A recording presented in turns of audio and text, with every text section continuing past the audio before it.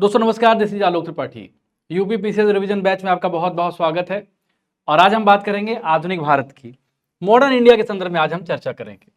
और modern India का ये पहला वीडियो आपके समक्ष जाएगा। Modern history, Indian modern history कह सकते हैं आप इसको। आपको पता है कि जो इंडियन मॉडर्न हिस्ट्री होती है, इसका सेक्शन आपके एग्जाम में बहुत महत्वपूर्ण होता है। इतिहास के तीनों भागों में, चाहे हम बात करें एंशिएंट हिस्ट्री की या मेडिवल की या फिर मॉडर्न जिसमें इंडियन नेशनल मूवमेंट जो है सबसे इंपॉर्टेंट रोल प्ले करता है।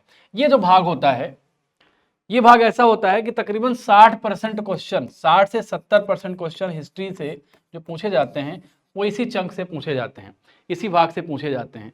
इसलिए बहुत जरूरी हो जाता है कि इस भाग को आप बहुत अच्छे से इसका अध्ययन करें। और परीक्षा के अंतिम घड़ी में हमारे जो बैच का उद्देश्य है, वो उद्देश्य कैसे पूरा होगा? हमने कहा है कि रिवीजन सीरीज है, और रिवीजन सीरीज का उद्देश्य तभी पूरा हो पाएगा जब आप मैटर को, सिलेबस को बार बार रिवाइज करते हैं। जितनी बार आप रिवाइज करेंगे उतनी ही बार आप एग्जाम में जब आप बैठेंगे, क्वेश्चन अटेम्प्ट करेंगे, तो सही होने की संभावना बढ़ जाएगी। अब सवाल है कि मॉडर्न हिस्ट्री की तिथि जो है, वो मॉडर्न हिस्ट्री का एरा, समय काल क्या हो सकता है? तो इसको लेकर अलग अलग विद्वानों में अलग अलग मत है। कुछ मानते हैं कि 1600 ईस्वी से मॉडर्न इंडिया शुरू हो जाता है, कुछ विद्वान ये मानते हैं कि 1700 से ये शुरू होता है। तो ये दो तिथिक्रम है जिसके आधार पर यह माना जाता है कि मॉडर्न हिस्ट्री जो होती है 1600-1700 के आसपास शुरू होती है। लेकिन अगर हम बहुत वस्तुनिष्ठ तरीके से बात ना करें और इतिहास को समझने के दृष्टिकोण से बात करें, तो ये माना जाता है कि औरंगजेब का जो इतिहास है वहां से मॉडर्न इंडिया शुरू हो जाता है। तो हमने वहीं से शुरुआत करने का प्रयास किया है। मैं आपको बता दूं कि इतिहास की जो क्लास होगी, इस क्लास में हम केवल रिवीजन बैच के उद्देश्य से काम कर रहे हैं। यानी आपको वो फैक्ट्स बार बार बताए जा रहे हैं जो एग्जाम में आ सकते हैं या एग्जाम में आ चुके हैं। तो सबसे पहला फैक्ट जो है वो क्या है? मुगल बादशाह औरंगजेब का राज्याभिषेक 2 बार।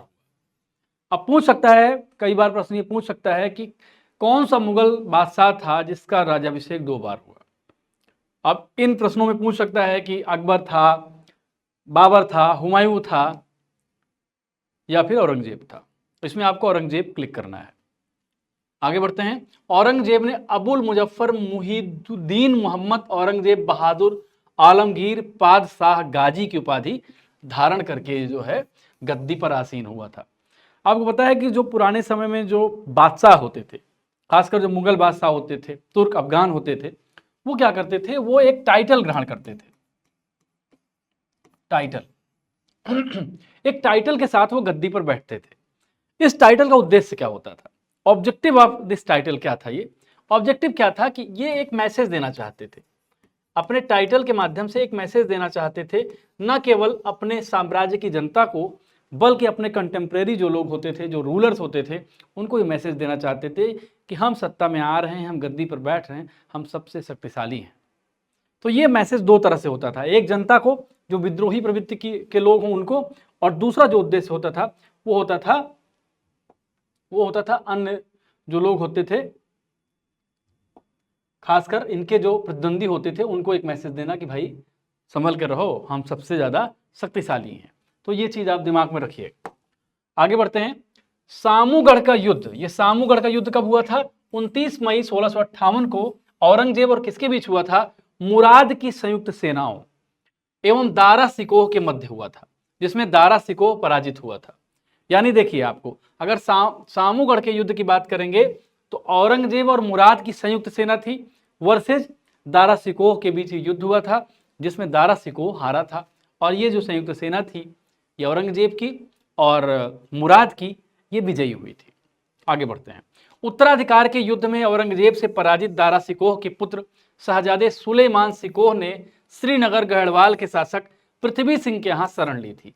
कहाँ शरण ली थी? दारा सिकोह के पुत्र शहजादे सुलेमान सिकोह ने कहाँ शरण ली थी?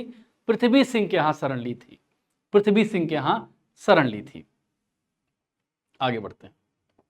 पृथ्वी सिंह के यहाँ शरण ली थी। आगे बढ़ते हैं।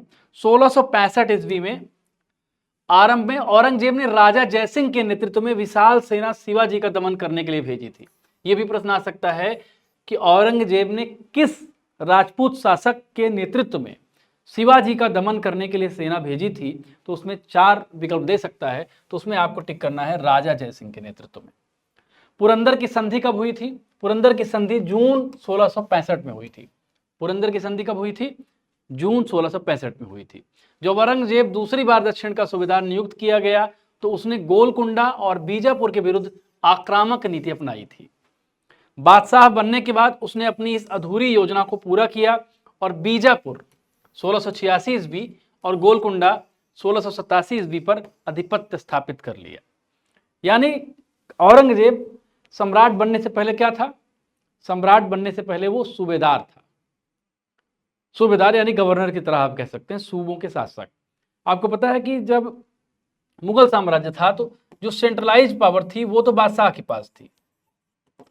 सेंट्रलाइज केंद्रीकृत जो सत्ता थी वो बादशाह के पास थी, लेकिन चूंकि इतना बड़ा देश था, इतनी बड़ी ज्योग्राफिकल एरिया थी, उस एरिया को कवर करने के लिए अलग अलग अधिकारियों की नियुक्ति की जाती थी। इसी में एक अधिकारी था सूबेदार, जो सूबे का प्रधान होता था। सूबे जैसे आज के प्रांत टाइप की चीजें हैं, तो ये सूबेदार था पहले औरंगजेब। और जब ये सूबेदार होते हैं तभी वो जो है अच्छे तरह से ट्रेनिंग कर पाते हैं, न केवल युद्ध कौशल की बल्कि रणनीति की, कैसे युद्ध लड़े जाते हैं, कैसे छल की रीति अपनाई जाती है, कैसे सेंध मारी जाती है दुश्मन के यहाँ। ये सारी चीजें सूबेदार बनने के क्रम में बहुत सारी चीजें लोग सीखते हैं। तो ये एक तरीका था। आगे बढ़ते हैं।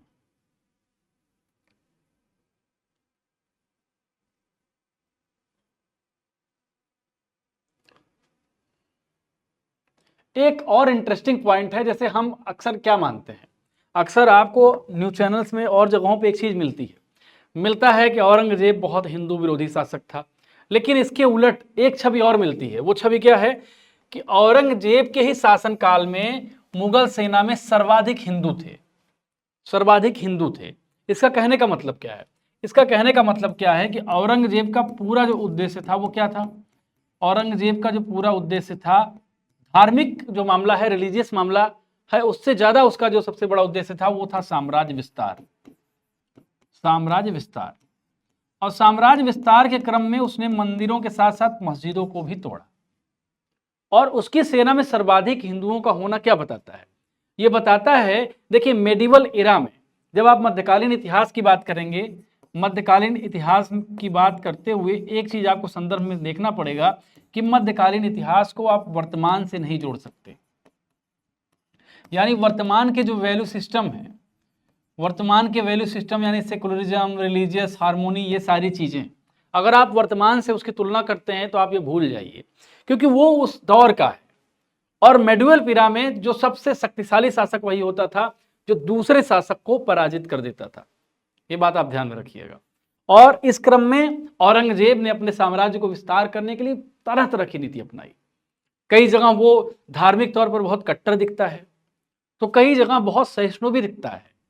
इसलिए उसका जो मेन मोटिव था, मेन जो उसका पर्सपेक्टिव था, वो साम्राज्य विस्तार था। अब आगे बढ़ते हैं। स्त्रियां, गुलाम, भिखारी और आय रहित व्यक्ति इस कर से मुक्त थे। इस कर से मुक्त थे। कौन से कर से मुक्त थे? जजिया कर से। अकबर ने अपने महान साम्राज्य से समाप्ति की घोषणा की थी, औरंगजेब ने इसको लगा दिया। कब लगाया? 1679 ईस्वी में। लेकिन इसमें स्त्रियां, गुलाम, भिखारी और आय रहित व्यक्ति इस कर से मुक्त थे। औरंगजेब ने सिक्कों पर कलमा खुदवाना, नवरोज का त्योहार मनाना, तुलादान तथा झरोखा दर्शन बंद कर दिया। ये सारी चीजें उसने बंद कर दी, क्योंकि वो ये मानता था कि ये चीजें धार्मिक तौर पर चलन में नहीं होनी चाहिए। एक पर्सपेक्टिव उसका था।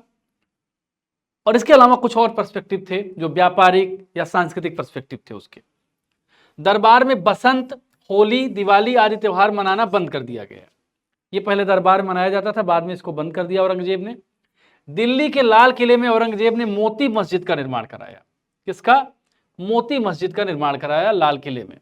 मेहरुन्निसा औरंगजेब की पुत्री थी। मेहरुन्निसा कौन थी? औरंगजेब की पुत्री थी। औरंगजेब ने जहां आरा को साहिबात उज जमानी की उपाधि प्रदान की। ये थोड़ा सा इंपॉर्टेंट हो जाता है, पूछ सकता है कि औरंगजेब ने किसको साहिबात उज जमानी की उपाधि मिली थी, या ये पूछ सकता है कि साहिबात उज जमानी की उपाधि किसको मिली थी। 4 विकल्प दे सकता है, रजिया सुल्तान दे सकता है, एक इनको दे सकता है, एक किसी और को, एक किसी और को। इसमें आपको ये चुनना होगा। इस तरह से आप चीज़ें बढ़िए। अब हम चर्चा किसकी करने चल रहे हैं? अब हम चर्चा करने चल रहे हैं सिख गुरुओं की। कब है, क्या काल है और उनकी क्या उपलब्धियां हैं, इसके संदर्भ में हम चर्चा करेंगे। जैसे सबसे पहले जो सिख गुरु हैं वो कौन है?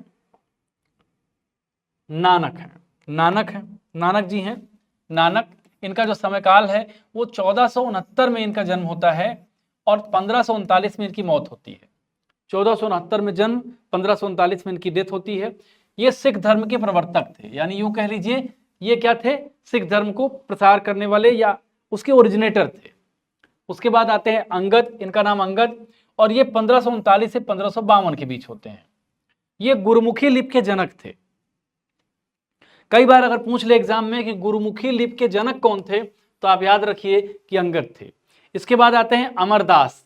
अमरदास का जन्मकाल 1552 और मृत्यु 1574 में, बहुत 22 वर्ष की केवल आयु इन्होंने प्राप्त करी। केवल 22 साल ये जिंदा रहे और इन 22 सालों में भी इन्होंने बहुत कुछ किया। और क्या किया? गुरु प्रसार हेतु 22 गद्दी का निर्माण कराया। 22 साल में ही 22 गद्दी, बड़ी बात। फिर रामदास आते हैं, ये 1574 से 81 तक होते हैं। ये अमृतसर के संस्थापक थे। पूछ सकता है कि अमृतसर के संस्थापक कौन थे? तो रामदास थे। फिर अर्जुन देव आते हैं, 1581 से 1606 तक होते हैं। स्वर्ण मंदिर की स्थापना इन्होंने ही की थी। फिर हरगोविंद सिंह आते हैं, 1606 से 44 तक। अकाल तख्त की स्थापना इन्होंने की थी। हर राय आते हैं 44 से 61 तक के लिए, उत्तराधिकार युद्ध में भाग लिया था इन्होंने। हरकिशन आते हैं 61 से 64 तक। अल्पवयस्क अवस्था में इनकी मृत्यु हो जाती है। फिर तेग बहादुर आते हैं 64 से 75 तक। औरंगजेब द्वारा इनको फांसी दे दी जाती है। फिर आते हैं गोविंद सिंह, 75 से 1708 खालसा पंथ की स्थापना करते हैं। अब ये देखेंगे कि कुछ प्रमुख मुगल शासक हैं, उनके प्रसिद्ध नाम क्या हैं। जैसे हम बात करेंगे औरंगजेब की, तो इनका प्रसिद्ध नाम क्या था? इसका प्रसिद्ध नाम जिंदा पीर था। इनका प्रसिद्ध नाम क्या था? जिंदा पीर। अगर पूछा जाए कौन सा मुगल शासक था जिसका नाम जिंदा पीर था, तो आप संकोच ना करते हुए औरंगजेब को टिक करिएगा। जहांदार शाह, और इनका नाम क्या था? लंपट मूर्ख। इतिहास में अगर पूछे कि लंपट मूर्ख कौन सा मुगल शासक है, तो जहांदार शाह। फरुख सियर जो था, इसको कहते थे घृणित कायर। रफीउ दरजात, इसको कहते थे कठपुतली शासक। मोहम्मद शाह, इसको कहते थे रंगीला। बहादुर शाह 1, साहे बेखबर। बहादुर शाह 2, जफर। ये सारे नाम हैं, इन नामों को आप याद रखिएगा। फिर प्रमुख स्थापत्य है, इसमें क्या है? स्थापत्य और स्थल है, और फिर निर्माणकर्ता वर्ष है। जैसे आगरा फोर्ट, आगरा का किला है, किसने बनवाया था? अकबर ने बनवाया था 1565 से 73 के बीच। फतेहपुर सीकरी अकबर ने बनवाया था 1571 से 85 के बीच। ताजमहल किसने बनाया था? शाहजहां ने 1631 से 1648 के बीच। जामा मस्जिद दिल्ली वाली शाहजहां ने बनवाया था 1644 से 1656 के बीच। लाल किला शाहजहां ने बनाया था 1639 से 48 के बीच। बीबी का मकबरा आजम शाह ने बनाया था, ये औरंगजेब का पुत्र था। ये 1651 से 61 के बीच ये बना था। अब मुगल कालीन जो प्रमुख पुस्तकें हैं उनकी चर्चा कर लेते हैं। पुस्तक का नाम है, लेखक है, भाषा है। सबसे प्रसिद्ध किताबों में से एक किताब तुजुके बाबरी। अभी आपने देखा होगा कि राणा सांगा का एक मामला बहुत चर्चा में था। राणा सांगा सपा के एक राज्यसभा सांसद थे, उन्होंने राज्यसभा में राणा सांगा का जिक्र किया। इन घटनाओं को भी थोड़ा सा आप ध्यान दिया करिए। आप लोग इन घटनाओं को आप ध्यान देंगे तो आपको बहुत सारी चीजें पता चलेंगी इतिहास से। इन्होंने राणा सांगा की चर्चा करी, तो सबसे ज्यादा किसी किताब का जिक्र आया तो इसी किताब का आया, तुजुके बाबरी का जिक्र आया, जिसमें बाबर ये बताता है कि राणा सांगा से उसकी मुलाकात कैसे हुई और राणा सांगा ने क्या किया, कैसे किया, ये सारी कहानी बाबर लिखता है। तो ये बहुत चर्चा में रही। और इसके लेखक कौन थे? बाबर। और ये भाषा कौन थी? तुर्की। ये इंपॉर्टेंट क्वेश्चन है इस साल के लिए। फिर तारीख रसीदी, इसके लेखक हैं मिर्जा हैदर दुगलत और ये भाषा है फारसी। हुमायूं नामा, गुलबदन बेगम इसकी लेखिका हैं और फारसी में लिखी गई किताब है। तारीख सलातीन ए अफगान, अहमद यादगार इसके लेखक हैं और फारसी में लिखी किताब है। हबीबुल सियार और कानून हुमायूनी, खोदबीर ख्वादमीर इसके लेखक हैं, फारसी में लिखी किताब है। तारीख शेरशाही तोहफा ए अकबर शाही, अब्बास खां सरवानी ने लिखा है और फारसी में लिखी किताब है। अकबरनामा अबुल फजल ने लिखा है और ये फारसी में लिखी किताब है, फारसी में लिखी किताब है। तबकात अकबरी निजामुद्दीन अहमद ने लिखा था और फारसी में लिखी किताब है। इकबाल नामा ए जहांगीरी, इकबाल नामा ए जहांगीरी मोतमिद खान ने लिखा, फारसी में लिखी किताब है। तजकी कुरातुल वाकयात जौहर आफ्ताबची ने लिखा है, फारसी में। वाक़ायत मुस्ताकी रिज़कुल्लाह मुस्ताकी ने लिखा है, फारसी में। अब आगे बढ़ेंगे। मुगल कालीन प्रमुख महिलाएं और उनके कार्य। अब गुलबदन बेगम थी। गुलबदन बेगम का काम क्या था? हुमायूं नामा की इन्होंने रचना की थी, ऊपर आपने देखा होगा। वो अरबी और फारसी की प्रकांड विदुषी थी। माहम अनगा थी, ये 1560 से 62 ईस्वी तक पेटीकोट सरकार को इन्होंने चलाया था। दिल्ली में मदरसा ए बेगम की स्थापना इन्होंने की थी। नूरजहां हैं, जहांगीर की पत्नी, जुनता गुट का नेतृत्व इन्होंने किया था नूरजहां ने। इसने अनेक श्रृंगार प्रसाधनों और जेवरातों में सुरुचिपूर्ण परिवर्तन किया था। मुमताज महल की बात होती है, शाहजहां की प्रिय पत्नी थी ये, यह भी श्रृंगार प्रसाधनों और जेवरातों की बड़ी विशेषज्ञ थी। आगे बढ़ते हैं। फिर जहां आरा का जिक्र आता है। जहां आरा शाहजहां की बड़ी पुत्री थी, शाहजहां की बड़ी पुत्री थी, बड़ी ही धार्मिक और सात्विक विचारधारा की महिला थी। शाहजहां के बंदी समय में यह शाहजहां के साथ रही थी। इसके बाद जेबुन निसा का जिक्र आता है, ये भी औरंगजेब की पुत्री थी। इसने दिल्ली में बैतुल उलूम नामक पुस्तकालय की स्थापना की थी, बैतुल उलूम। फिर अस्मत बेगम का जिक्र आता है, इत्र बनाने की विधि का आविष्कार इन्होंने किया था। ये बहुत इंपॉर्टेंट है, इसको आप जरूर दिमाग में रखिएगा। अस्मत बेगम इत्र बनाने की विधि का इन्होंने आविष्कार किया था। आगे बढ़ेंगे। अब मुगल कालीन कुछ पदाधिकारी का जिक्र आता है। ये कई बार पूछता है कि मुगल काल में पदाधिकारियों के नाम क्या क्या थे। तो एक पदाधिकारी है जिसका नाम है मुस्तौफी, लेखा परीक्षण का काम ये करते थे। लेखा परीक्षण आप जानते हैं, जैसे आज सीएजी है। मुशरिफ सह लेखाकार है ये। मीर बर्र ये वन अधीक्षक होते हैं। वनों से संबंधित जो जिम्मेदारी होती है वो मीर बर्र के पास होती थी। मीर बहार क्या होते थे?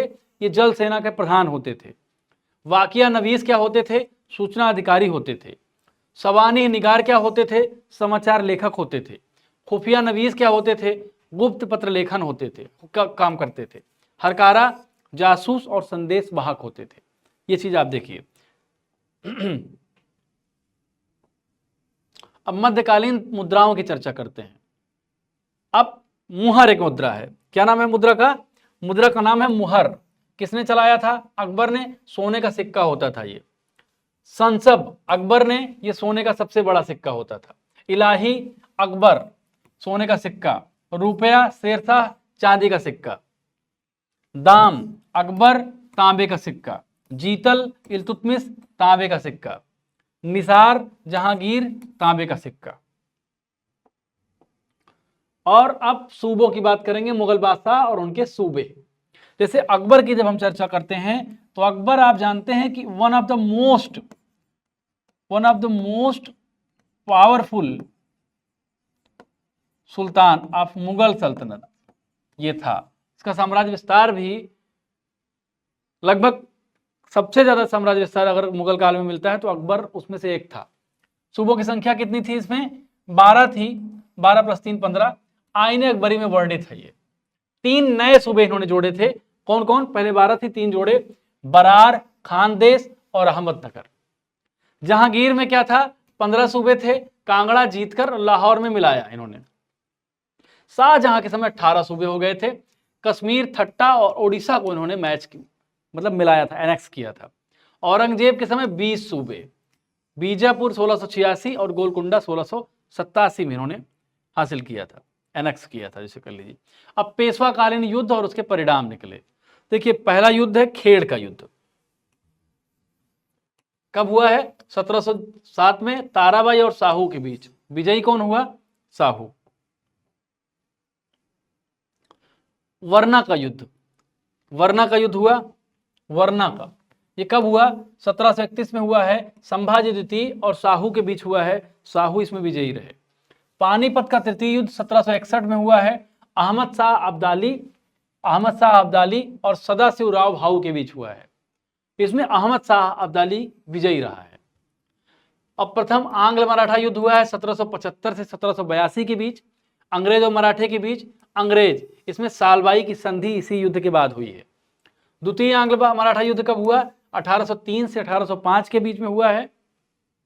अंग्रेज और मराठों के बीच अंग्रेज विजयी रहे। तृतीय आंग्ल मराठा युद्ध कब हुआ है? 1817 से 1818 तक। अंग्रेज और मराठा के बीच अंग्रेज इसमें विजयी रहे। आगे बढ़ते हैं। आगे बढ़ते हुए मुगल शासकों के वास्तविक नाम और उनकी उपाधियां ये देखते हैं। एक महत्वपूर्ण जो है ये बिंदु है।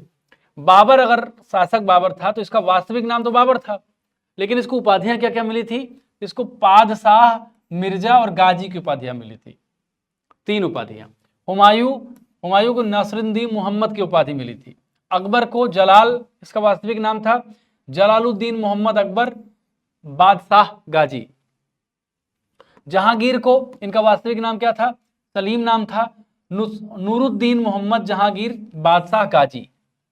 शाहजहां को क्या मिला था? इनका वास्तविक नाम खुर्रम था। इनको उपाधि क्या मिली थी? अबुल मुजफ्फर सिहाबुद्दीन मोहम्मद साहिब किरण सानी। औरंगजेब थे, इनका मूल नेम भी यही था।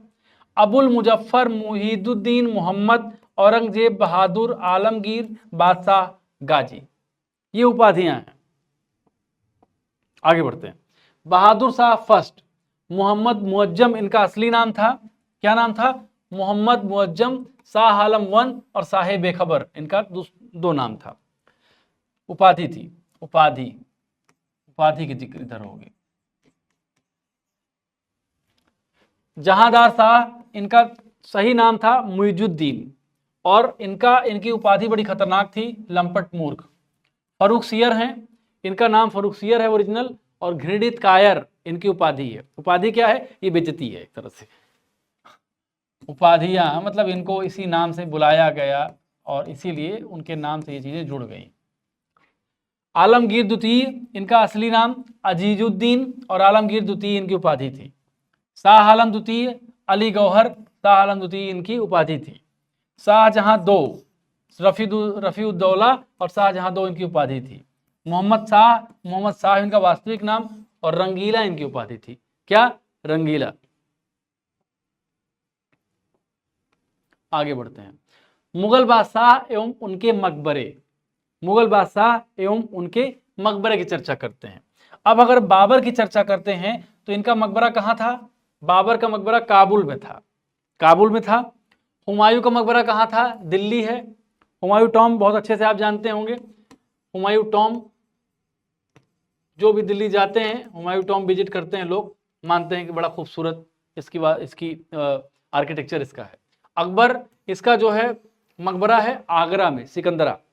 जहांगीर लाहौर शाहदरा। शाहजहां आगरा में है। औरंगजेब छत्रपति संभाजी नगर खुलदाबाद में है। अब देखते हैं अष्टप्रधान की चर्चा करते हैं।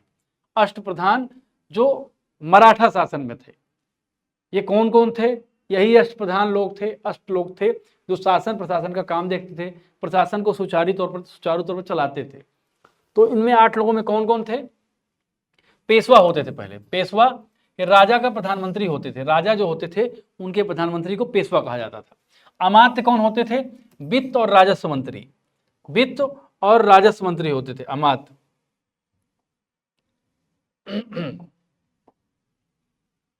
वित्त और राजस्व मंत्री होते थे अमात्य। वाकिया नवीस या मंत्री राजा के दैनिक कार्यों तथा दरबार की प्रतिदिन की कार्यवाहियों का विवरण रखते थे। ये सचिव जो होते थे वो क्या करते थे? ये राजकीय पत्र व्यवहार का कार्य देखते थे ये सचिव। सुमंत या दबीर क्या करते थे? ये विदेश मंत्री हुआ करते थे। सेनापति या सर्रे नौबत क्या थे? ये सेना की भर्ती, संगठन, रसद आदि का प्रबंध करते थे। पंडित राव क्या करते थे? विद्वानों और धार्मिक कार्यों के लिए अनुदानों का दायित्व निभाते थे ये। न्यायाधीश क्या करते थे? ये मुख्य न्यायाधीश थे, न्याय करते थे। आगे बढ़ते हैं। अब शिवाजी के उत्तराधिकारी की चर्चा करते हैं। शिवाजी के जो उत्तराधिकारी थे उसमें सबसे पहले आते हैं संभाजी। संभाजी शिवाजी के ज्येष्ठ पुत्र थे, जिन्होंने 1680 से 1689 तक शासन किया था, 9 साल। राजा राम थे, शिवाजी के छोटे पुत्र थे ये राजा राम जी। इन्होंने मुगलों के विरुद्ध मराठा स्वतंत्रता संग्राम जारी रखा था। राजा राम ने संभाजी के पुत्र साहू के प्रतिनिधि के रूप में शासन किया था। उसके बाद ताराबाई का जिक्र आता है। ये राजा राम की मृत्यु के बाद विधवा ताराबाई ने अपने 4 वर्षीय पुत्र शिवाजी द्वितीय को गद्दी पर बैठाया और संघर्ष जारी रखा। साहू जी फिर आते हैं। साहू जी के शासनकाल में मराठा शक्ति का विस्तार हुआ। अब हम देखते हैं जो मराठा साम्राज्य के और शासक थे, जो महत्वपूर्ण शासक थे, एग्जाम ओरिएंटेड जो फैक्ट्स हैं उसको देखते हैं। बालाजी विश्वनाथ, इनका शासनकाल है 1713 से 1720, 7 साल इन्होंने शासन किया। ये मराठा साम्राज्य के द्वितीय संस्थापक के रूप में प्रसिद्ध हैं। पेशवा बाजीराव प्रथम कब के हैं ये 20 से 40 के बीच है, 20 साल इनका शासन था। मराठा साम्राज्य के सर्वश्रेष्ठ सेनापति, 1733 में मालवा क्षेत्र और गुजरात पर मराठा अधिपत्य इन्होंने स्थापित किया था। बालाजी बाजीराव 40 से 61 तक इनका शासनकाल था, 21 साल था। इनके काल में मराठे अपनी शक्ति के दक्षिण से चौथ तथा सरदेश मुखी वसूलने लगे थे। इसके बाद माधवराव प्रथम आते हैं। कौन आते हैं? माधवराव प्रथम आते हैं 1761 से 1772 के बीच। नारायण राव आते हैं 72 से 73 के बीच। रघुनाथ राव 73 से 74 के बीच। माधवराव नारायण 74 से 96 के बीच। बाजीराव द्वितीय आते हैं 96 से 1818 के बीच। अब उत्तरकालीन मुगल शासकों की चर्चा करते हैं। पहला शासक है बहादुर शाह जफर साहेब बेखबर, 1707 से 1712, औरंगजेब के तुरंत बाद। जहांदर शाह, जिसको लंपट मूर कहा जाता था, 12 से 13 के बीच में। फर्रुखसियर घृणित कायर 13 से 19 के बीच 6 साल शासन करता है। मोहम्मद शाह रंगीला 19 से 48 के बीच, इनका शासन थोड़ा लंबा चला था। अहमद शाह बहादुर 48 से 54 तक इनका रहता है। फिर आते हैं आलमगीर द्वितीय अजीजुद्दीन 54 से 59 के बीच। शाह आलम द्वितीय अली गौहर 59 से 1806 के बीच। अकबर द्वितीय 1806 से 1837 के बीच। बहादुर शाह जफर 1837 से 1857 के बीच, 20 साल। फर्रुखसियर के बाद रफीउद्दर्जात फरवरी 1719 से जून 1719 तथा रफीउद्दौला जून 1719 से सितंबर 1719 तक शासक रहे थे।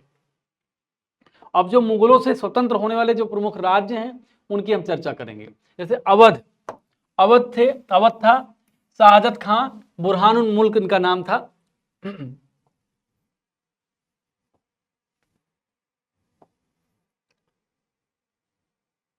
शासक थे जो। हैदराबाद राज्य था, इसके चिनकिलिच खां या निजामुल मुल्क। रुहेलखंड था दाऊद खान और अली मोहम्मद खान। बंगाल मुर्शिद कुली खान। कर्नाटक शहादत उल्ला खां और भरतपुर था चूड़ामन और बदन सिंह। ये मुगल साम्राज्य से स्वतंत्र हुए राज्य थे। अब हम कंपनियों की बात करेंगे। देखिए, आप इधर मुगल शासन चल रहा था और देखिए ब्रिटेन में क्या मामला था। मुगल शासन के बीच एक चीज ऐसी थी, देखिए थोड़ा बड़ा कर देते हैं, समझाने में थोड़ा सा आपको आसानी होगी, बाद में मैं छोटा कर दूंगा। देखिए 16th और 17th सेंचुरी जो थी, ये ऐसी सदी थी, ये सदी इंडस्ट्रियल रिवॉल्यूशन की सदी थी। किसकी? इंडस्ट्रियल रिवॉल्यूशन की।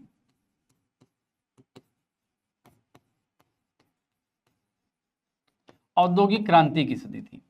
औद्योगिक क्रांति की एक तरह से ये सदी थी। औद्योगिक क्रांति के फलस्वरूप क्या हो रहा था? औद्योगिक क्रांति के फलस्वरूप उद्योगों का औपचारिक विकास हो रहा था। औपचारिक विकास, थोड़ा पृष्ठभूमि समझ लीजिए कंपनी की। औपचारिक विकास का क्या मतलब है? औद्योगिक क्रांति के पहले जो उद्योग होते थे वो क्या होते थे? व्यक्तिगत तरीके से उसमें उत्पादन होता था। व्यक्तिगत उत्पादन होता था, एक ही व्यक्ति के पास सब कुछ होता था, एक ही व्यक्ति कपड़ा बनाता था, वही व्यक्ति बेचता था। इसमें बहुत टाइम लगता था, बहुत श्रम लगता था और वक्त सबसे बड़ी चीज थी, बहुत ज्यादा वक्त लगता था। लेकिन जब इंडस्ट्रियल रिवॉल्यूशन हुआ तो इसमें क्या हुआ? इसमें उद्योग धंधों के लिए किसका आविष्कार हुआ? या खोजें हुई मशीनों की। मशीनों का आविष्कार हुआ। मशीनों का क्या हुआ? आविष्कार हुआ। मशीनों का आविष्कार होगा तो क्या होगा, मशीनों का आविष्कार होगा तो जो उत्पादन होगा कैसे होगा, वो जो प्रोडक्शन होगा वो सामाजिक हो जाएगा, सामाजिक, सामाजिक। आप खुद सोचिए, एक पेन की बात मैं कर रहा हूं, मान लीजिए एक पेन कोई कंपनी बना रही है, तो ये पेन बनाने में बहुत सारे लोगों का हाथ है, एक टीम का हाथ है, और मशीन के माध्यम से पेन बना रही है, बल्क में पेन बन जा रही है, लाखों पेन, हजारों पेन। लेकिन अगर कोई एक इंसान इस पेन को बनाता तो क्या होता, बहुत टाइम लगता, बहुत वक्त लगता, और फिर इसकी क्या, इसका मतलब क्या है, इसका मतलब है कि उसमें जो श्रम होता, जो श्रम है वो सार्वजनिक नहीं था, व्यक्तिगत था। अब सामान बनने लगे, जब सामान ज्यादा बनेंगे, सामान क्या होंगे, सामानों का उत्पादन होने लगा। बहुत ध्यान से समझिएगा, कंपनी के बैकग्राउंड को समझना जरूरी है। जब सामानों का उत्पादन होने लगा, जब उत्पादन ज्यादा होने लगा, तो इसका उद्देश्य क्या हो गया, उद्देश्य लाभ कमाना हो गया, लाभ यानी मुनाफा, मुनाफा कमाना हो गया। मतलब 10 रुपए अगर हम लगा रहे हैं तो 10 रुपए, 20 रुपए, 25 रुपए हमको मुनाफा हो। और यहां से एक तरह से औद्योगिक क्रांति के साथ साथ यही पूंजीवाद का भी क्या विकास हो रहा था। किसका, पूंजीवाद का विकास। पूंजीवाद के विकास के में क्या होता है, जो उत्पादन किया जाता है वो व्यक्तिगत होता है। कैपिटल, कैपिटल एक ऐसी प्रणाली, कैपिटलिज्म हिंदी में, इंग्लिश में कैपिटलिज्म कहते हैं, जिसमें माना जाता है कैपिटल सबसे इंपॉर्टेंट होती है। कैपिटल, कैपिटल के हाथ पैर होते हैं, ऐसा माना जाता है। खैर मैं उसके बहुत एनालिटिकल पक्ष में नहीं जाऊंगा। तो जब लाभ मुनाफा इसका पक्ष हो गया, तो क्या होने लगा, लाभ मुनाफे के बाद क्या होने लगा, माल का उत्पादन ज्यादा होने लगा। माल का उत्पादन यानी सामान का उत्पादन आप कह लो। अब माल के उत्पादन के लिए भी क्या चाहिए, दो चीजें चाहिए। एक तो कच्चा माल चाहिए, कपड़ा बनाना है तो उसके लिए आपको कच्चा माल चाहिए, कपास चाहिए और जो सारी चीजें होती हैं। दूसरी बात, आपको बाजार चाहिए। बाजार क्यों चाहिए, जब आप ये माल बना लोगे तब आप बाजार में ले जाकर बेचोगे, तभी तो मुनाफा कमाओगे ना। ये सारी चीजें 16-17 सेंचुरी में पूरी दुनिया में हो रही थी, नए नए आविष्कार हो रहे थे। और इस क्रम में क्या कर रहे थे, कुछ यात्री ऐसे थे पूरी दुनिया में जो नए नए व्यापारिक मार्ग खोज रहे थे, नए नए मार्केट खोज रहे थे। इसी क्रम में क्या हुआ कि बहुत सारे लोगों को, खासकर यूरोपियन जो कंट्रीज थी, क्योंकि यूरोपियन कंट्रीज ऐसी थी जहां पे औद्योगिक क्रांति का सबसे ज्यादा विस्तार हुआ। औद्योगिक क्रांति की शुरुआत जो है यूरोपियन कंट्रीज में मानी जाती है। इंग्लैंड, फ्रांस, इटली, जर्मनी, इन देशों में औद्योगिक क्रांति की खूब आमद हुई, औद्योगिक क्रांति खूब फली फूली, और यहाँ के व्यापारी और यहाँ की नई नई कंपनियां बनी।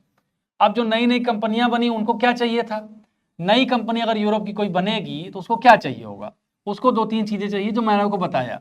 पहली चीज, उसको सस्ता कच्चा माल चाहिए, सस्ता कच्चा माल चाहिए, सस्ता क्या चाहिए, कच्चा माल चाहिए। कंपनी जो बनेगी यूरोप में, उनको क्या चाहिए, सस्ता कच्चा माल चाहिए। सस्ता कच्चे माल के साथ साथ क्या चाहिए, बाजार चाहिए जहां वो अपने उत्पाद को बेच पाए।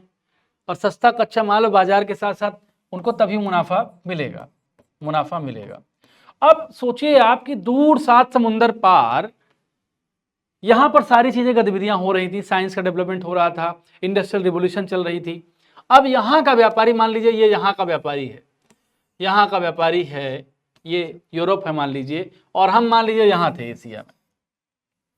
थोड़ा अच्छे से बना दें, नहीं आपको लगेगा कि हम एशिया को अच्छे से नहीं बना रहे। देखिए मान लीजिए एशिया है, मान लीजिए, तस्वीर चित्र पे मत जाइएगा। अब यहां का व्यापारी यहां क्यों आना चाहेगा, आप सोचो। तो उसके केंद्र में क्या होगा, उसके केंद्र में ये होगा। पहली बात तो ये होगी बाजार मुनाफा, दूसरा सस्ता कच्चा माल उसको मिलेगा। जब British east India company India आती है तो उसकी नजर किस पर होती है, उसकी नजर होती है यहां के मसालों पर, मसालों पर। आपको पता है कि जब ब्रिटिश व्यापारी सर टॉमस रो मुगल दरबार में जाता है, साष्टांग प्रणाम करता है, उस समय मुगल बहुत शक्तिशाली थे। लेकिन वो ब्रिटिश व्यापारी इस बात को जानता है कि खुशामद करके अगर हम लाभ ले लें तो गलत क्या है, बुरा क्या है। आप एक समझ लीजिए, व्यापारी वर्ग का एक चरित्र बताता हूं आपको। व्यापारी वर्ग आपसे कभी लड़ाई नहीं करेगा। व्यापारी वर्ग, आप कितने भी कमजोर हो, आपके पास जमीन हो, कच्चा माल हो, आपके पैर में पड़ जाएगा। उसका मुख्य उद्देश्य क्या होता है? मुनाफा होता है। तो जब टॉमस रो आता है मुगल दरबार में तो अपने आप को दिखाता है, भाई बहुत प्रेज करता है, अरे साहब आप तो, आपका बड़ा दरबार है, दुनिया में इतना बड़ा दरबार मैंने कहीं देखा है नहीं है, क्या साज सज्जा है, क्या सेना है, क्या खूबसूरत लोग हैं आपके दरबार में। तो मुगल क्या करते थे भाई, सीना उनका चौड़ा हो जाता था कि यार गजब। और इस खुशामद में आके उन्होंने फिर क्या किया, आपको पता है कैसी दीवानियां लुटाई गई। और धीरे धीरे यही ईस्ट इंडिया कंपनी को जब ये लगा कि भैया कच्चा माल तो यहां मिल ही रहा है, कच्चा माल तो मिल ही रहा है, बाजार मुनाफा भी मिल रहा है, और धीरे धीरे उनको ये लगने लगा कि भैया प्रोडक्शन क्यों यहां से ना करें, यहीं से प्रोडक्शन क्यों ना करें। क्यों? आप विचार करो इस बात पे। एक बड़ा मामला क्या था? एक बड़ा मामला था यहां सस्ता श्रम भी मिल रहा था, सब कुछ बढ़िया बढ़िया था। इकोनॉमिक रीजन बहुत अच्छे से इंपॉर्टेंट तरीके से चीजों को समझना चाहिए। वही अर्थव्यवस्था, हमारी अर्थव्यवस्था जब अंग्रेज आते हैं तो पूरी दुनिया को 25% दे रही थी या उसकी थी, और जब अंग्रेज जाते हैं तो हम पहुंच जाते हैं इतने पे, 2% पर। यानी हमारा आर्थिक शोषण अंग्रेजों ने, समझ लीजिए, हमको गन्ना बना दिया। बार बार मशीन में डाला, रस निकाला, फिर निकाला, फिर निकाला, फिर निकाला, ये प्रक्रिया चलती रही। We have been exploited almost 2.5 centuries.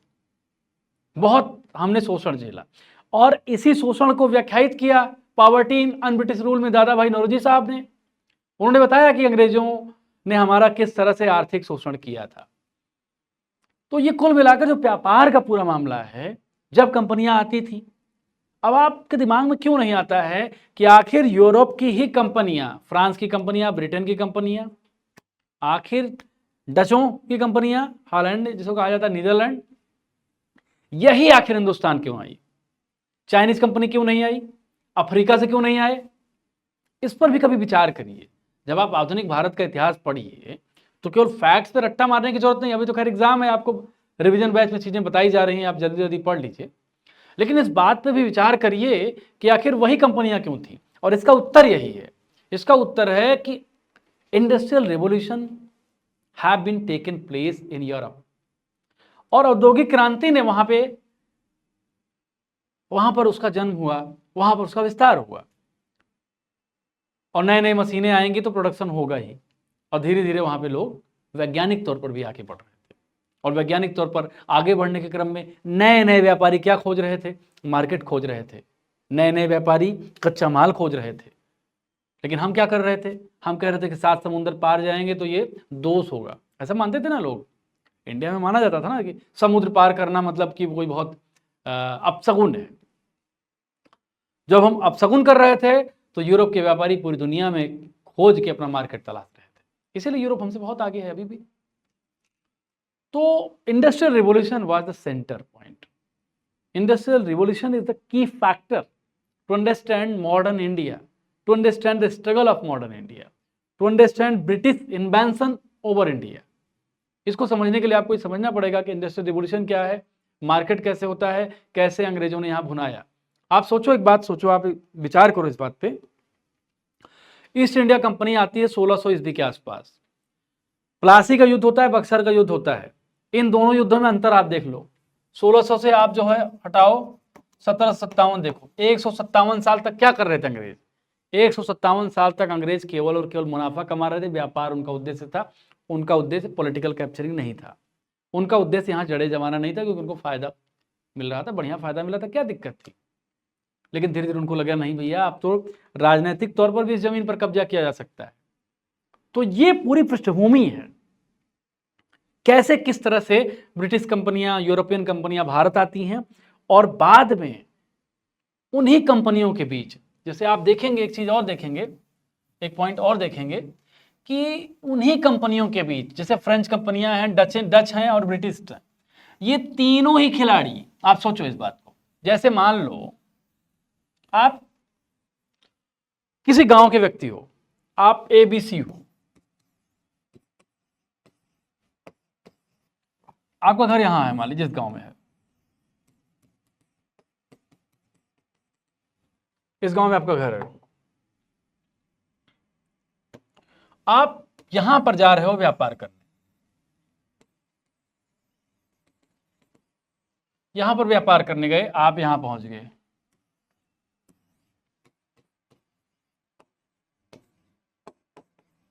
आप तीनों यहां व्यापार करने चले गए, फिर क्या होगा, आप तीनों में ही क्लैश शुरू होगा। कैसे? इन तीनों में, आप तीनों का व्यापार जब आगे बढ़ेगा तो आपको लगेगा कि ए बी का हित खा रहा है, बी सी का खा रहा है, तो आप आपस में ही युद्ध करोगे। और युद्ध में जो विजयी होगा वो व्यापारी होगा, वो इस जमीन पर धीरे धीरे क्या सोचेगा, उसको लगेगा भैया व्यापार तो कर ही रहे हैं, जमीन ठीक है, कब्जा भी कर लो। अब कोई मजबूत शासक होगा क्या करेगा, मजबूत आदमी होगा तो निकालेगा लाठी, जैसे गांव में लोग करते हैं। लेकिन अगर कमजोर होगा तो क्या करेगा, कमजोर होगा तो वो हार जाएगा, हार मान लेगा।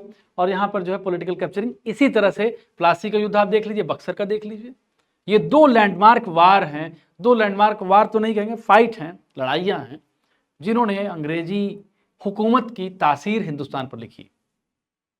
तो ये एक बैकग्राउंड है, एक स्ट्रक्चर है जिसे आप समझने की आपको आवश्यकता थी। तो हम देखते हैं कि कौन सी कंपनी कब आई और कब उसकी स्थापना हुई हिंदुस्तान पर, चलते हैं, आगे बढ़ते हैं।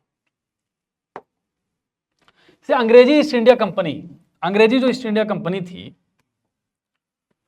जो कुख्यात कंपनी थी ईस्ट इंडिया कंपनी, ये इसकी स्थापना भारत में की जाती है 1600 ईस्वी के आसपास। कहां, कब, 1600 ईस्वी के आसपास।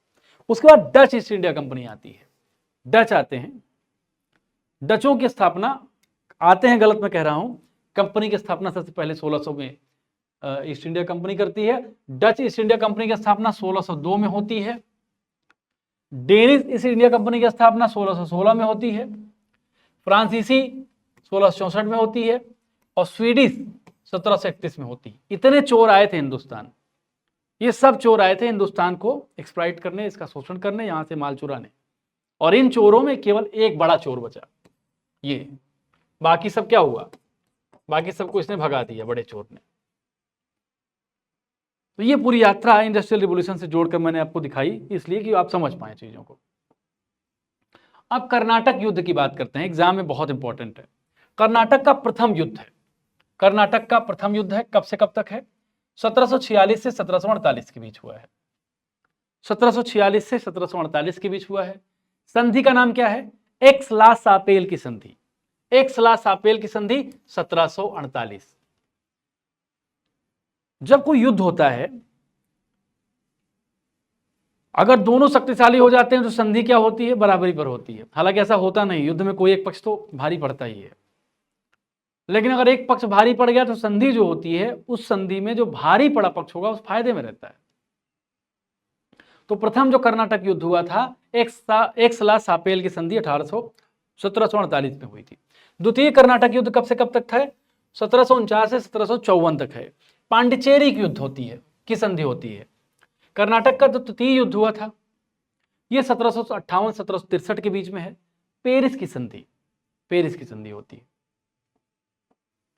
अब बंगाल के नवाबों को देख लेते हैं, क्या क्या नाम है, कब कब ये रहे।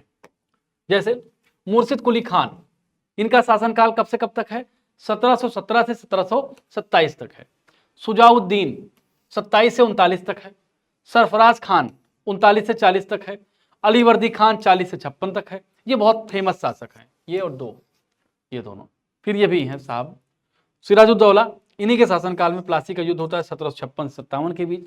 ये महाराज धोखा देते हैं इनको, इनके रिश्तेदार होते हैं, और इनका होता है 57 से 60 के बीच। अंग्रेज क्या करते हैं कि पहले मीर जाफर को मिला देते हैं, कहते हैं इनके खिलाफ युद्ध कर दो, और मीर जाफर को गद्दी पर बैठाते हैं। बाद में मीर जाफर को खुद ही लगता है कि अंग्रेजों ने उनका इस्तेमाल कर लिया। तो ये जो है बंगाल के अलग अलग लोग थे, नवाब थे। मीर जाफर के बाद कौन है, मीर कासिम है, 60 से 63 के बीच में है ये। मीर जाफर फिर आते हैं, 63 से 65 के बीच में है। नजमुद्दौला 65 से 66 के बीच है। सैफुद्दौला 1766 से 70 के बीच में है। तो मुबारकदौला 70 से 72 के बीच है। आंग्ल और मराठा के बीच जो युद्ध हुए हैं उनकी चर्चा हम करते हैं। प्रथम आंग्ल मराठा युद्ध कब हुआ है, प्रथम आंग्ल मराठा युद्ध हुआ है 1775 से 1782 के बीच, 7 साल चला है। और इस समय गवर्नर जनरल कौन था? Warren Hastings. द्वितीय आंग्ल मराठा युद्ध 1803 से 5 वेलेस्ली था इस समय। तृतीय 17 से 18 लॉर्ड हेस्टिंग्स था इस समय। अब सिख मिसल की बात करते हैं। सिख मिसल की बात करते हैं और उनके संस्थापक आहलूवालिया मिसल है। आहलूवालिया मिसल, जस्सा सिंह इसके संस्थापक थे।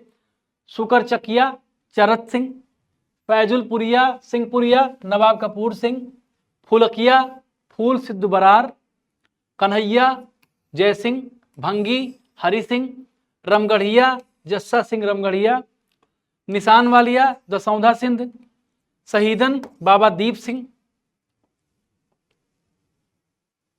करुण सिंधिया करुणा सिंह, डल्ले वालिया गुलाब सिंह।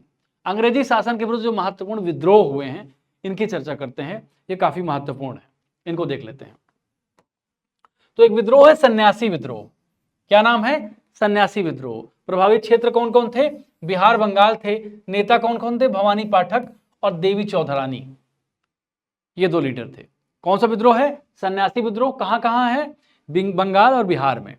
कब से कब तक था ये लगभग 37 साल था, 1763 से 1800 के बीच में। फिर एक विद्रोह होता है फकीर विद्रोह। इसका केंद्र क्या था? बंगाल। आप बंगाल में कई सारे विद्रोहों को देखेंगे, क्योंकि मैं आपको बार बार ये बात कहता हूं कि बंगाल जो था वो पुनर्जागरण का केंद्र था, पढ़े लिखों का केंद्र था बंगाल। मजनू शाह और चिराग अली एवं टीपू इसके नेता थे, और ये 76-77 में हुआ, 1700 में। चुआर विद्रोह होता है। फिर ये बांकुड़ा नामक एक जगह है बंगाल में, इसके लीडर होते हैं दुर्जन सिंह, 98-99 में होता है। पालीगरों का विद्रोह होता है, तमिलनाडु में होता है। इसके लीडर कौन थे? वीर पी कट्टबोमन, ये 1799 से 1805 के बीच में होता है।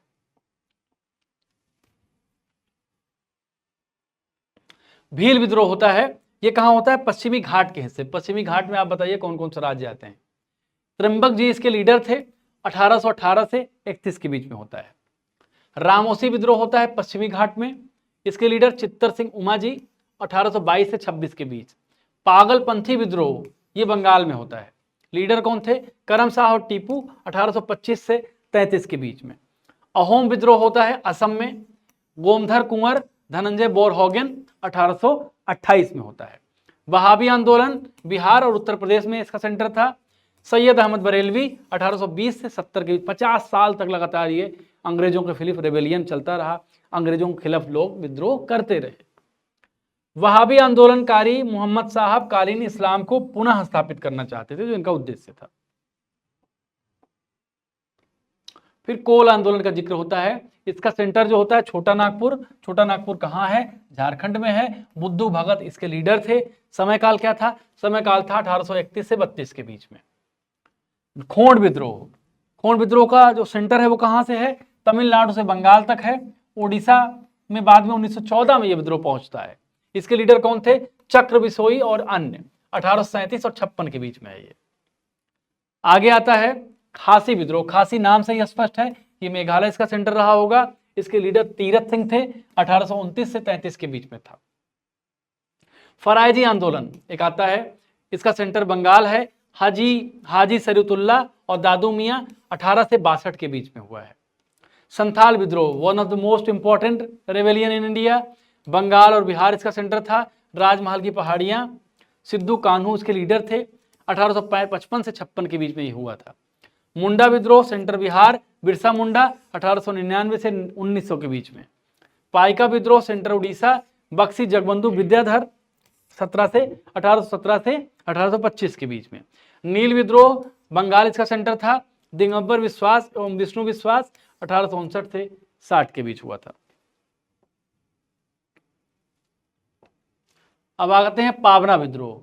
इसका सेंटर पावना बंगाल में था और इसके लीडर कौन थे? इसके लीडर थे ईशान चंद्र राय और शंभूपाल। समय 1873 से 76 के बीच में। दक्कन विद्रोह, सेंटर महाराष्ट्र और 1875 में। मोपला विद्रोह, centre Malabar Kerala, leader Ali Musliyar, 1921-22 के बीच में। कूका विद्रोह आता है पंजाब में, भगत जवाहर मल की लीडरशिप में, 1840 से 72 के बीच में। रंपा का विद्रोह आंध्र प्रदेश में होता है, सीताराम राजू, और 1922 से 24 के बीच में। ताना भगत आंदोलन होता है बिहार में, और जतरा भगत इसके लीडर होते हैं। 1914 इसका समय काल होता है। अब आगे जो है जो क्लास होगी उसमें जो है मैं आपसे कल जो है इस बारे में डिस्कस करूंगा। कल जो है हम आपसे बात करेंगे। तेभागा आंदोलन बंगाल में हुआ है 46-47 के बीच। अब हम यहां से कल बात करेंगे आपसे 1857 के विद्रोह के पूर्व सैनिक विद्रोह। तो फिलहाल आज के लिए इतना ही। नमस्कार।